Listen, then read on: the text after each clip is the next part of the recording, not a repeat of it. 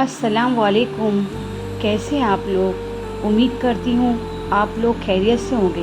अल्हम्दुलिल्लाह मैं भी खैरियत से हूँ। ये माहिम दरिया का नज़ारा है। शाम में यहाँ सनसेट देखने बहुत अच्छा लगता है। और सामने जो ब्रिज दिख रहा है वो वर्ली सीलिंग है, लेकिन ये बांद्रा में है और हम माहिम में हैं। लेकिन ऐसा लगता है ये एकदम नज़दीक है।